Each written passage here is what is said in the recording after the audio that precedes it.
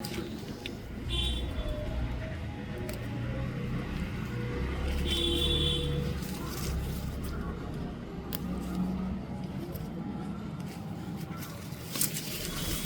মুন্নাদি, কোথায় যাচ্ছ? কি আনতে? বাহ, তো মুন্নাদি আমাদের হাঁপিয়ে ঝাঁপিয়ে গেছে।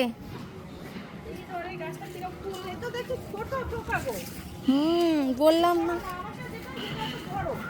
আমি তো বললাম তোমাকে।